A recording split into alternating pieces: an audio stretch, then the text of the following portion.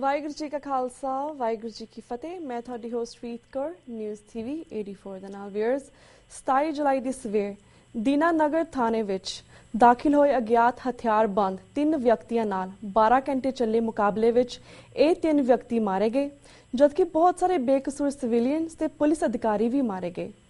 ਦੀਨਾਨਗਰ 'ਚ ਇਸ ਹਮਲੇ ਅਤੇ ਪੁਲਿਸ ਕਾਰਵਾਈ ਨੂੰ ਬਾਦਲ ਨੇ ਰਾਸ਼ਟਰ ਦੀ ਜਿੱਤ ਦੱਸਿਆ ਹੈ। ਸੋ ਵਿਊਅਰਸ, ਕੀ ਇਹ ਸੱਚਮੁੱਚ ਅਤਵਾਦੀ ਹਮਲਾ ਸੀ ਜਾਂ ਫਿਰ ਇਸ ਪਿੱਛੇ ਕੋਈ ਹੋਰ ਸਾਜ਼ਿਸ਼ ਹੈ? ਇਸ ਸੰਬੰਧੀ ਅੱਜ ਅਸੀਂ ਪਹਿਲੀ ਸੈਗਮੈਂਟ ਦੇ ਵਿੱਚ ਗੱਲਬਾਤ ਕਰਾਂਗੇ ਸਰਦਾਰ ਹਰਪ੍ਰੀਤ ਸਿੰਘ ਜੀ ਨਾਲ, ਮੀਡੀਆ ਪਰਸਨੈਲਿਟੀ ਫਰਮ ਕੈਨੇਡਾ, ਜਿਹੜੇ ਕਿ ਇਸ ਵੇਲੇ ਸਾਡੇ ਨਾਲ ਫੋਨ ਲਾਈਨ ਤੇ ਜੁੜ ਚੁੱਕੇ ਹਨ। ਜੀ ਵੀਰ ਜੀ, ਵਾਹਿਗੁਰੂ ਜੀ ਕਾ ਖਾਲਸਾ ਵਾਹਿਗੁਰੂ ਜੀ ਕੀ ਫਤਿਹ। ਜੀ TV 84 ਦੇ ਸਮੂਹ ਦਰਸ਼ਕ ਤੇ ਸਮੂਹ ਜਿਹੜੇ ਸਰੋਤੇ ਨੇ ਜੀ, ਉਹਨਾਂ ਸਾਰਿਆਂ ਨੂੰ ਵਾਹਿਗੁਰੂ ਜੀ ਕਾ ਖਾਲਸਾ ਵਾਹਿਗੁਰੂ ਜੀ ਕੀ ਫਤਿਹ। ਸੋ ਵੀਰ ਜੀ, ਜਿਸ ਤਰ੍ਹਾਂ ਦੀਨਾਨਗਰ ਵਾਲੀ ਇਸ ਘਟਨਾ ਦੇ ਉੱਪਰ ਹੀ ਅਸੀਂ ਤੁਹਾਡੇ ਅੱਜ ਵਿਚਾਰ ਲੈਣਾ ਚਾਹਾਂਗੇ ਕਿ ਇਹ ਘਟਨਾ ਕੀ ਹੈ, ਇਸ ਪਿੱਛੇ ਕੌਣ ਹੈ, ਕਿ ਇਹ ਸੱਚਮੁੱਚ ਅਤਵਾਦੀ ਹਮਲਾ ਸੀ ਜਾਂ ਏਜੰਸੀਆਂ ਦੀ ਸੋਚੀ ਸਮਝੀ ਸਾਜ਼ਿਸ਼? ਇਸ ਬਾਰੇ ਸਾਨੂੰ ਜਾਣਕਾਰੀ ਦਿਓ। ਜੀ, ਮੁੱਢਲੇ ਰੂਪ ਦੇ ਵਿੱਚ ਜਦੋਂ ਅਸੀਂ ਜਿਹੜਾ ਫਸਟ ਜਿਹੜਾ ਇੰਪ੍ਰੈਸ਼ਨ ਉਹ ਸਾਡੇ ਤੇ ਜਾਂਦਾ ਵੀ ਇਹ ਇੱਕ ਜਿਵੇਂ ਨਹੀਂ ਕਹਿੰਦੇ ਕਿ ਕਾਲੀ ਦੇ ਵਿੱਚ ਉਤਪੰਨ ਹੋਈ ਇੱਕ ਘਟਨਾ ਸੀ, ਜਿਹਦਾ ਜਿਹੜੀ ਭਾਰਤ ਦੀ ਸਟੇਟ ਨੂੰ ਉਹਦਾ ਜ਼ਰੂਰ ਲਾਭ ਹੋਏਗਾ, ਪਰ ਜਿਸ ਸਮੂਹ ਦੇ ਉੱਤੇ ਜਿਸ ਆਰਗੇਨਾਈਜੇਸ਼ਨ ਦੇ ਉੱਤੇ ਉਹ ਇਹਦਾ ਬਲੇਮ ਕਰਨਗੇ ਕਿ ਇਹ ਉਹਨਾਂ ਦੀ ਕਾਰਵਾਈ ਆ, ਮੇਰਾ ਖਿਆਲ ਨਹੀਂ ਕਿ ਉਹਨਾਂ ਧਿਰਾਂ ਨੂੰ, ਉਹਨਾਂ ਆਰਗੇਨਾਈਜੇਸ਼ਨਸ ਨੂੰ ਕਿਸੇ ਵੀ ਤਰੀਕੇ ਦੇ ਨਾਲ ਇਹੋ ਜਿਹੀ ਘਟਨਾ ਦਾ ਔਰ ਚਾਣਚੱਕ ਘਟਨਾ ਦਾ ਕੋਈ ਵੀ ਜਾਂ ਫਾਇਦਾ ਹੋਏਗਾ ਜਾਂ ਉਹਨਾਂ ਦੇ ਕਿਸੇ ਵੀ ਸੰਕਲਪ ਦੇ ਵਿੱਚ, ਆਬਜੈਕਟਿਵ ਦੇ ਵਿੱਚ ਉਹ ਚੀਜ਼ ਜਿਹੜੀ ਹੈਗੀ ਆ ਉਹ ਆਉਂਦੀ ਹੋਏਗੀ। ਹਾਂਜੀ, ਹੁਣ ਗੁਰਦਾਸਪੁਰ ਦੇ ਵਿੱਚ ਅਸੀਂ ਇਹ ਸਾਰਾ ਕੁਝ ਦੇਖ ਰਹੇ ਹਾਂ ਕਿ ਪੰਜਾਬ ਦੀਆਂ ਸਥਿਤੀਆਂ ਕਿਹੋ ਜਿਹੀਆਂ ਹੋਈਆਂ ਪਈਆਂ ਜੀ। ਇੱਕ ਪਾਸੇ ਜਿਹੜਾ 2017 ਨੇੜੇ ਆ ਰਿਹਾ, ਹਾਂਜੀ, ਦੂਸਰੇ ਪਾਸੇ ਬਾਦਲ ਦੀ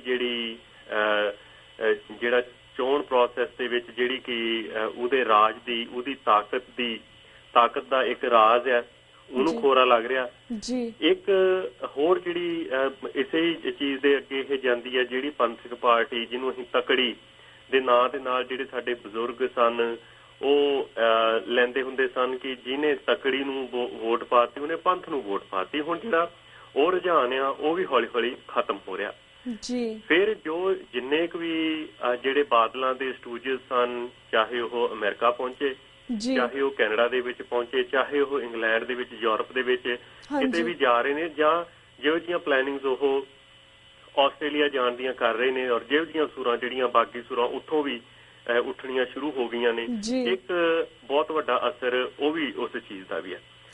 ਹੁਣ ਜਦੋਂ ਅਸੀਂ ਇਹਨਾਂ ਦੋਨਾਂ ਚੀਜ਼ਾਂ ਨੂੰ ਪਲੜੇ 'ਚ ਪਾ ਕੇ ਦੇਖਦੇ ਹਾਂ ਤੇ ਸਾਨੂੰ ਇਹ ਲੱਗਦਾ ਕਿ ਜਿਹੜਾ ਸਟੇਟ ਦਾ ਪਲੜਾ ਉਹ ਭਾਰੀ ਆ, ਉਹ ਪਲੜਾ ਇਸ ਤਰੀਕੇ ਨਾਲ ਭਾਰੀ ਆ ਕਿ ਇਹਨਾਂ ਹਾਲਾਤਾਂ ਦੇ ਵਿੱਚ ਜੇ ਸਭ ਤੋਂ ਜ਼ਿਆਦਾ ਕਿਸੇ ਨੂੰ ਫਾਇਦਾ ਹੋ ਰਿਹਾ ਤੇ ਉਹ ਇੰਡੀਅਨ ਸਟੇਟ ਨੂੰ ਹੋ ਰਿਹਾ ਜੀ। ਉਹਦੇ ਕਿਉਂਕਿ ਜਿਹੜਾ ਬਾਦਲ ਆ ਉਹ ਵੀ ਉਸ ਇੰਡੀਅਨ ਸਟੇਟ ਦਾ ਇੱਕ ਬਹੁਤ ਵੱਡਾ ਦਲਾਲ ਹੈ, ਜਿਹਨੇ ਕਿ ਸਿੱਖਾਂ ਦੇ ਜਿਹੜੇ ਹੱਕ ਨੇ ਉਹਨਾਂ ਦੀ ਦਲਾਲੀ ਜਿਹੜੀ ਹੈਗੀ ਆ ਉਹ ਸੈਂਟਰ ਦੇ ਨਾਲ ਕੀਤੀ ਹੋਈ ਹੈ। ਹਾਂਜੀ।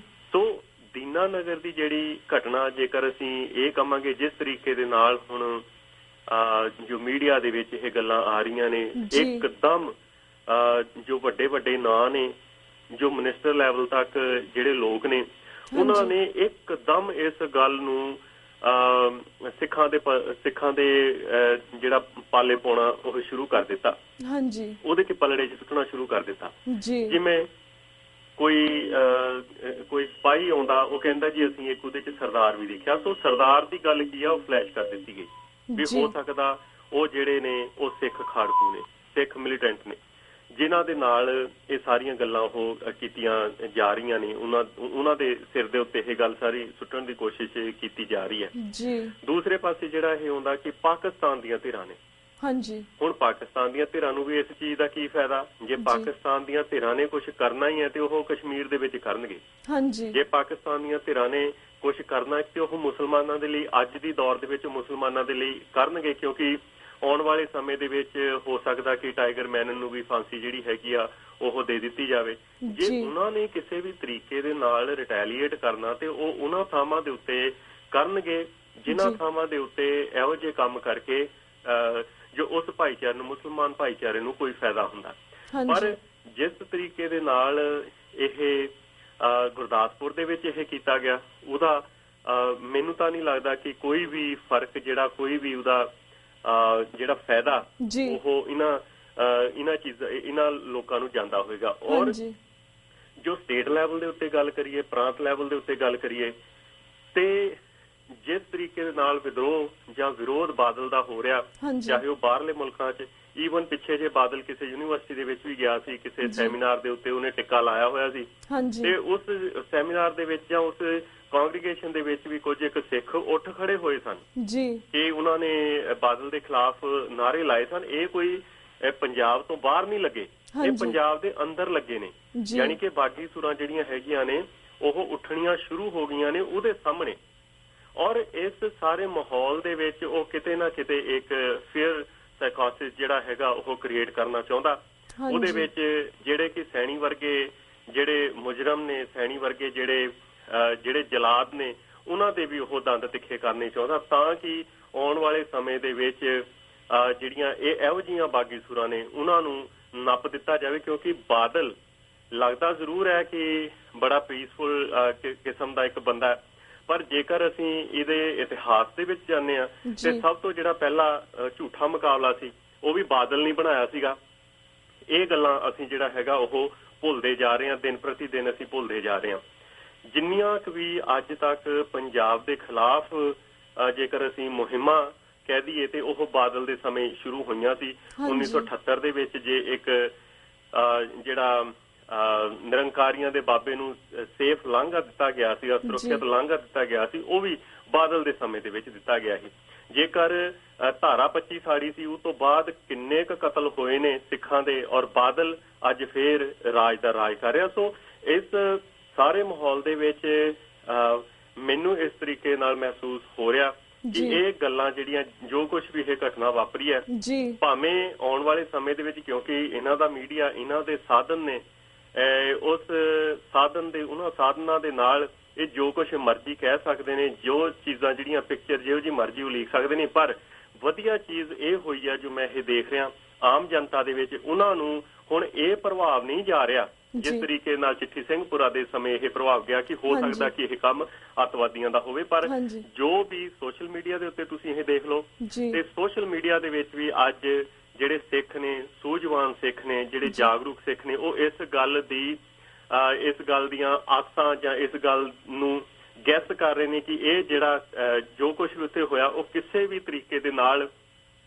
ਜਿਹੜੇ ਵਿਦਰੋਹੀ ਨੇ ਜਾਂ ਜਿਹੜੇ ਉਹ ਲੋਕ ਜਿਹੜੇ ਸਟੇਟ ਦੇ ਖਿਲਾਫ ਸੰਘਰਸ਼ ਕਰ ਰਹੇ ਨੇ, ਇਹ ਉਹਨਾਂ ਦਾ ਕਾਰਾ ਨਹੀਂ ਹੋ ਸਕਦਾ, ਇਹ ਸਟੇਟ ਦਾ ਕਾਰਾ। ਔਰ ਇਹ ਚੀਜ਼ ਜਿਹੜੀ ਹੈਗੀ ਆ, ਮੇਰੇ ਹਿਸਾਬ ਨਾਲ ਮੈਨੂੰ ਇਹ ਲੱਗਦਾ ਕਿ ਬੜੀ ਪੋਜ਼ਿਟਿਵ ਜਿਹੜੀ ਹੈਗੀ ਆਮ ਆਵਾਮ ਦੇ ਵਿੱਚ ਹੋ ਰਹੀ ਆ। ਔਰ ਇੱਕ ਚੀਜ਼ ਹੋਰ ਵੀ ਮੈਨੂੰ ਇਹ ਲੱਗ ਰਹੀ ਹੈ ਕਿ ਕਿਉਂਕਿ ਬਾਪੂ ਸੂਰਤ ਸਿੰਘ ਖਾਲਸਾ ਵਾਲੀ ਜਿਹੜੀ ਇੱਕ ਲਹਿਰਬੰਦੀ ਸਿੰਘਾਂ ਦੀ ਰਿਹਾਈ ਦੇ ਲਈ ਜਿਹੜੇ ਮਾਮਲੇ ਹੁਣ ਹੋ ਰਹੇ ਨੇ, ਔਰ ਜਿਸ ਤਰੀਕੇ ਨਾਲ ਸੈਂਟਰ ਦੇ ਵਿੱਚ ਜਾਂ ਜਿਸ ਤਰੀਕੇ ਨਾਲ ਸੁਪਰੀਮ ਕੋਰਟ ਦੀ ਵੀ ਇਹ ਰੂਲਿੰਗ ਆ ਰਹੀ ਆ, ਉਸ ਰੂਲਿੰਗ ਦੇ ਅਨੁਸਾਰ ਮੈਨੂੰ ਨਹੀਂ ਲੱਗਦਾ ਕਿ ਕੋਈ ਵੀ ਸਿੱਖ ਕੈਦੀ ਜਿਹੜਾ ਹੈਗਾ ਉਹ ਰਿਹਾ ਹੋ ਪਾਏਗਾ। ਔਰ ਇਸ ਸਥਿਤੀ ਦੇ ਵਿੱਚ ਬਾਦਲ ਜਿਹੜਾ ਹੈਗਾ ਉਹ ਜਿਵੇਂ ਪੰਜਾਬੀ 'ਚ ਕਹਿ ਦਿੰਦੇ ਆ ਕਿ ਬੇਲਣੇ 'ਚ ਬਾਂਹ ਆਉਣ ਵਾਲੀ ਗੱਲ ਬਾਦਲ ਦੀ ਹੋ ਗਈ ਆ। ਔਰ ਇਹਨਾਂ ਚੀਜ਼ਾਂ ਦੇ ਚੱਲਦਿਆਂ ਹੋ ਸਕਦਾ ਕਿ ਸਟੇਟ ਦੇ ਵੱਲੋਂ ਕੋਈ ਨਾ ਕੋਈ ਇਹੋ ਜਿਹਾ ਰਾਹ ਉਹ ਅਖਤਿਆਰ ਕੀਤਾ ਗਿਆ ਹੋਵੇ ਜਿਹਦੇ ਨਾਲ ਲੋਕਾਂ ਦੀ ਓਪੀਨੀਅਨ ਬਦਲੀ ਜਾ ਸਕੇ, ਜਿਨ੍ਹਾਂ ਦੇ ਨਾਲ ਇਸ ਮੈਂ ਕਹਾਂਗਾ ਕਿ ਇੱਕ ਡਰ ਪੈਦਾ ਕਰਨ ਦੇ ਲਈ ਕਿ ਉਹ ਲੋਕ ਜੇਕਰ ਬਾਹਰ ਆਉਂਦੇ ਨੇ ਤੇ ਇਹ ਦੇਸ਼ ਦੀ ਨਹੀਂ ਸਗੋਂ ਪੰਜਾਬ ਦੀ ਵੀ ਜਿਹੜੀ ਅਮਨ ਕਾਨੂੰਨ ਦੇ ਲਈ ਇੱਕ ਖਤਰਾ ਹੋ ਸਕਦੇ ਨੇ। ਸੋ ਮੈਨੂੰ ਇਹ ਕਿਸੇ ਵੀ ਤਰੀਕੇ ਨਾਲ ਮਹਿਸੂਸ ਨਹੀਂ ਹੋ ਰਿਹਾ ਕਿ ਇਹ ਕਿਸੇ ਧੜੇ ਦਾ ਬਾਗੀ ਧੜੇ ਦਾ ਕੰਮ ਹੈ। ਹਾਂ, ਆਉਣ ਵਾਲੇ ਸਮੇਂ ਦੇ ਵਿੱਚ ਇਹ ਹੋ ਸਕਦਾ ਕਿ ਕੁਝ ਇੱਕ ਲੈਟਰ ਹੈਡ ਦੇ ਉੱਤੇ ਇਹ ਗੱਲਾਂ ਕਹਿ ਦਿੱਤੀਆਂ ਜਾਣ ਕਿ ਫਲਾਨੀ ਜਥੇਬੰਦੀ ਨੇ ਇਹ ਕੰਮ ਕੀਤਾ, ਕਿਉਂਕਿ ਲੈਟਰ ਹੈਡ ਦੇ ਉੱਤੇ ਪਹਿਲਾਂ ਵੀ ਬਹੁਤ ਵਾਰ ਇਹੋ ਜਿਹੀਆਂ ਚੀਜ਼ਾਂ ਹੋ ਚੁੱਕੀਆਂ ਨੇ ਕਿ ਕਿਉਂਕਿ ਬਹੁਤ ਸਸਤਾ ਸਾਧਨ ਹੈ ਇਹ ਕਿ ਕਿਸੇ ਦੇ ਲੈਟਰ ਹੈਡ ਦੇ ਉੱਤੇ ਤੁਸੀਂ ਇਹ ਲਿਖ ਕੇ ਲਾ ਦਿਓ ਕਿ ਹਾਂ ਜੀ ਅਸੀਂ ਫਲਾਨੀ ਜਿਹੜੀ ਚੀਜ਼ ਦੇ ਰੋਸ ਵਜੋਂ ਇਹ ਗੱਲ ਉਹ ਕੀਤੀ ਹੈ। ਸੋ ਆਉਣ ਵਾਲੇ ਦਿਨਾਂ ਦੇ ਵਿੱਚ ਜਿਵੇਂ ਜਿਵੇਂ ਇਹ ਥੋੜੀ ਜਿਹੀ ਇਹ ਧੁੰਦ ਹਟੂਗੀ, ਉਹ ਤੋਂ ਜਿਹੜੀ ਕਲੀਅਰ ਕਿਰਨਾਂ ਹੈਗੀਆਂ ਨੇ ਸੱਚ ਦੀਆਂ ਉਹ ਸਾਡੇ ਸਾਹਮਣੇ ਆਉਣਗੀਆਂ। ਪਰ ਵਧੀਆ ਗੱਲ ਅਜੇ ਵੀ ਇਹੀ ਲੱਗ ਰਹੀ ਆ ਕਿ ਆਮ ਲੋਕਾਂ ਦੇ ਮਨਾਂ ਦੇ ਵਿੱਚ ਇਹ ਅਹਿਸਾਸ, ਇਹ ਇੰਪ੍ਰੈਸ਼ਨ ਇਹ ਜਾ ਰਿਹਾ ਕਿ ਇਹ ਜੋ ਕਾਰਵਾਈ ਕੀਤੀ ਗਈ ਹੈ ਇਹ ਸਰਕਾਰੀ ਅੱਤਵਾਦੀ ਕਾਰਵਾਈ। ਹਾਂਜੀ ਜੀ, ਬਿਲਕੁਲ ਬਿਲਕੁਲ ਵੀਰ ਜੀ ਥੈਂਕ ਯੂ ਸੋ ਮਚ ਕਿ ਤੁਸੀਂ ਇਸ ਪੂਰੇ ਹਮਲੇ ਦੇ ਪੂਰੇ ਵੇਰਵਾ ਸਾਰੇ ਦਰਸ਼ਕਾਂ ਨਾਲ ਸਾਂਝਾ ਕੀਤਾ, ਕਿਉਂਕਿ ਸਾਨੂੰ ਇਹੀ ਡਰ ਸੀ ਕਿ ਕਾਫੀ ਸਾਰੇ ਦਰਸ਼ਕ ਇਹੀ ਸਮਝਦੇ ਸੀ ਕਿ ਇਹ ਅੱਤਵਾਦੀ ਅਟੈਕ ਹੈ, ਪਰ ਤੁਸੀਂ ਪੂਰਾ ਵੇਰਵਾ ਦਿੱਤਾ ਕਿ ਸ਼ਾਇਦ ਪੋਸੀਬਿਲਿਟੀਜ਼ ਹੋ ਸਕਦੀ ਕਿ ਬਾਪੂ ਸੂਰਜ ਸਿੰਘ ਖਾਲਸਾ ਦੇ ਸੰਘਰਸ਼ ਨੂੰ ਬਦਨਾਮ ਕੀਤਾ ਜਾ ਸਕਦਾ ਇਸ ਦੇ ਨਾਲ, ਤੇ ਨਾਲ ਜਿਹੜੇ ਬੰਦੀ ਸਿੰਘ ਆਲਰੇਡੀ ਜਿਹਨਾਂ ਦੀ ਰਿਹਾਈ ਨਹੀਂ ਹੋਈ ਹੈ ਉਹਨਾਂ ਨੂੰ ਸ਼ਾਇਦ ਨਹੀਂ ਰਿਹਾ ਕੀਤਾ ਜਾਵੇਗਾ ਤਾਂ ਕਿ ਉਹਨਾਂ ਨੂੰ ਵੀ ਟੈਰਰਿਸਟ ਕਹਿ ਕੇ ਬੁਲਾ ਸਕਦੇ ਨੇ, ਜਾਂ ਜਿਹੜੇ ਬੰਦੀ ਸਿੰਘ ਜਿਹੜੇ ਜਿਨ੍ਹਾਂ ਦੀ ਆਲਰੇਡੀ ਸਟਰਗਲ 'ਚ ਚੱਲ ਰਹੇ ਨੇ ਉਹਨਾਂ ਦੇ ਸੰਘਰਸ਼ ਨੂੰ ਬਦਨਾਮ ਕਰ ਸਕਣ। So thank you so much ਕਿ ਤੁਸੀਂ ਇਸ ਦੇ ਉੱਪਰ ਪੂਰਾ ਵੇਰਵਾ ਸਾਡੇ ਦਰਸ਼ਕਾਂ ਨਾਲ ਸਾਂਝਾ ਕੀਤਾ ਵੀਰ ਜੀ। ਹੁਣ ਅਸੀਂ ਤੁਹਾਡੇ ਕੋਲ ਇਜਾਜ਼ਤ ਲੈਂਦੇ ਹਾਂ। ਬਹੁਤ ਧੰਨਵਾਦ। ਵਾਹਿਗੁਰੂ ਜੀ ਕਾ ਖਾਲਸਾ, ਵਾਹਿਗੁਰੂ ਜੀ ਕੀ ਫਤਿਹ। Viewers, वक्त हो गया एक छोटे से ब्रेक था। Keep watching News TV 84. We'll be right back after a short break.